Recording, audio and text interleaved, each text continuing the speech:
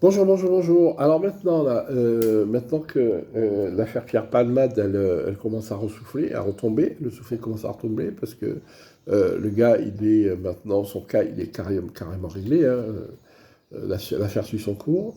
On commence à s'intéresser à l'incidence de la cocaïne dans la population française.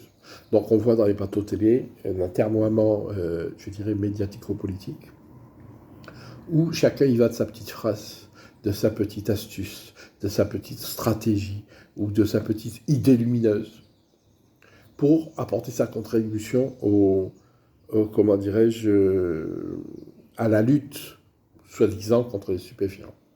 Il y a des professionnels de santé comme des addictologues, comme des infirmiers psychiatriques, comme des professeurs, chercheurs en addictologie qui viennent sur les plateaux télé. Il y a des spécialistes en droit pénal, il y a des juristes en droit pénal, il y a des hommes politiques qui ont eu affaire à ça, qui viennent sur les plateaux télé et qui viennent parler de la cocaïne. Qu'est-ce que ça nous dit tout ça? Au-delà de tout, qu'est-ce que ça nous dit? Ça nous dit qu'en France, en 2023, il y a un corps d'armée spécialisé qui va des forces spéciales, donc les flics sur le terrain, aux forces stratégiques, statiques en place, dans les cellules de crise, qui est spécialisé dans la lutte et le traitement et la gestion de l'impact de la cocaïne en France. Il y a toute une armada qui est consacrée à l'impact de la drogue en France. De temps en temps, on a fait des petites poches d'air. On ne légalise pas le trafic d'herbe, par exemple, hein, mais on a mis en place un circuit de distribution de CBD, donc une herbe plus ou moins thérapeutique. Or, on oublie de dire que 90% des personnes qui vont fumer ce CBD, ce sont des personnes qui n'ont pas de problème de santé. Ce sont juste des personnes qui fument, qui ont l'habitude de fumer, de se défoncer, et puis qu'ils achètent ça parce que c'est légal, c'est du CBD, ça emmerde personne. Et ça leur procure un peu une défense, parce que le CBD n'est pas exempt à 100% de substances psychoactives qu'on appelle le tétrahydrocannabinol. D'accord? Il n'est pas exempt. Il y en a une certaine quantité. C'est comme la bière sans alcool. La bière sans alcool, il y a toujours au moins 1 degré, 2 degrés d'alcool. C'est-à-dire qu'à la limite, si tu bois 100 litres, c'est sûr que tu vas être bourré. Bon, tu auras le ventre plein, mais tu seras bourré. D'accord? Mais en fait, voilà, le truc c'est ça. Et à la limite, la bière, si tu veux augmenter le taux d'alcool, il suffit de la faire bouillir. Tu la refais bouillir, et puis tu la mets sous pression, puis après tu la laisses reposer, tu vas voir que le taux d'alcool il va augmenter. D'accord? Ça sera plus une bière de distillation que de fermentation, mais bon, voilà, c'est une petite technique. Et donc ce que je voulais dire, c'est que au niveau de la cocaïne, entre autres, au niveau du stupéfiant, mais au niveau de la cocaïne, entre autres, il y a toute une armada en France. Il y a des fonds, comment dirais-je, fantasmagoriques qui sont dispensés dans le trafic, dans la lutte contre le trafic de stupéfiants. Mal à propos, bien à propos, on ne saurait le dire, mais ces fonds-là sont versés. Et malgré ça, on se rend compte que chaque année, l'incidence de la drogue devient de plus en plus prégnante et que l'ampleur de ce marché devient de plus en plus grande. Il y a de plus en plus de personnes lambda qui se font attraper parce qu'elles ont voulu faire du trafic, alors pour leur compte. Il y a des parts de marché de plus en plus grandes, c'est-à-dire que la, comment dirais-je, la sphère des stupéfiants, le marché des stupéfiants prend des proportions de plus en plus inquiétantes. On s'en rend compte avec les saisies de drogue. Quand il y a des saisies de drogue, maintenant c'est des saisies à base de 1 tonne, 2 tonnes, 3 tonnes, 30 tonnes, des trucs complètement qui dépassent l'entendement. D'accord? Alors qu'une tonne de cocaïne, ça fait quand même un sacré nombre de kilos, donc de volume, qu'il faut arriver à faire passer.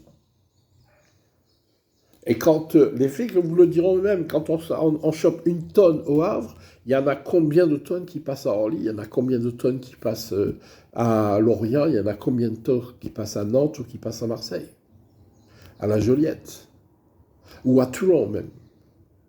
Ça, c'est que pour les frettes maritimes. Il y en a combien qui arrivent par l'Espagne, il y en a combien de tonnes qui arrivent par la Belgique, qui arrivent par la Pologne, qui arrivent par les Balkans. Ah oui, parce que les points de transport, les axes de transport des produits stupéfiants, ils prennent toutes les routes possibles et imaginables. Donc on en fait passer le plus possible pour que le nombre de kilos qui seront saisis soit infiniment, comment dirais-je, dérisoire par rapport aux quantités qui pourront passer. Voilà.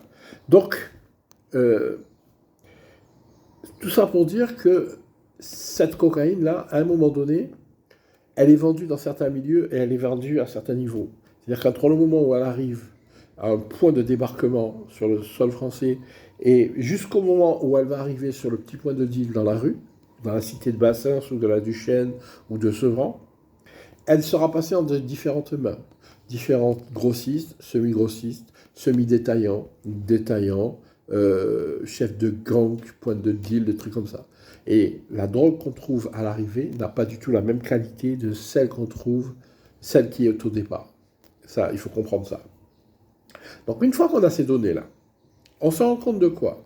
C'est que des gens comme Pierre Palmade, des gens de sa catégorie socio-professionnelle, qui gravitent dans les milieux de la mode, dans les milieux du cinéma, dans les milieux de la musique, dans le milieu des arts plus généralement, dans les milieux politiques, dans les milieux financiers, toutes ces personnes-là, elles ne vont pas acheter leur cam dans les points de deal au coin de la rue. Non, non, non. Tirez ça en tatou. Ces gens-là, ils ont leur fournisseur attitré qui leur donne une drogue d'une certaine qualité qui n'est pas la merde qu'on trouve dans les points de deal dans la rue. Et ces gens-là ne sont jamais inquiétés. Et tant que ces gens-là ne seront pas inquiétés, tant que cette catégorie socio-professionnelle, je ne sais pas si on peut appeler ça comme ça, mais enfin bref, ne sera pas inquiétée par la répression contre l'usage de stupéfiants, il y aura toujours de l'usage de stupéfiants.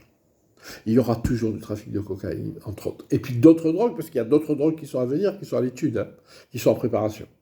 Il y a des gens qui passent leur temps à fabriquer des drogues. Que ce soit de manière légale ou pas, il y a des gens qui sont... Parce que la cocaïne, il y a un endroit, on l'utilise légalement. Donc on ne peut pas l'interdire totalement, parce qu'il y a un usage médicamenteux. Tout ce qui est produit anesthésiant chez les dentistes, l'isocaïne, l'idocaïne et tout ça, c'est à base de cocaïne de synthèse. Donc, il est clair qu'à un moment donné, les stocks peuvent être détournés et être utilisés à mal escient. Et voilà comment on se retrouve avec des histoires comme Pierre Palmade, qui en a plein les placards. Hein. Attention, des histoires, des affaires Palmade, il y en a plein les placards des ministères, plein les placards des cours d'assises, des cours d'appel, des cours de ceci, des hôpitaux, des compagnies d'assurance et tout ça. D'accord? Des familles qui sont complètement dévastées et que l'assurance ne veut pas payer parce que le conducteur qui est en infraction, il n'avait pas le permis ou il n'avait pas l'assurance ou ceci ou cela et tout. Les assurances toujours trouvent un moyen pour ne pas s'acquitter de ce qu'elles doivent. Ça, c'est une notoriété publique aussi. Donc ça aussi, tout vient s'emmêler là-dedans et tout. Et tant que on ne traitera pas ce problème de la bonne manière, on n'arrivera nulle part. On n'arrivera nulle part. Donc, la bonne question, c'est est-ce qu'il y a intérêt à éradiquer le phénomène de la cocaïne? Et le cas échéant, qui a intérêt à ce que ce phénomène ne disparaisse pas? D'accord? Et que ce marché, qui a intérêt à ce que ce marché perdure? À qui profite le crime? Posez-vous la question.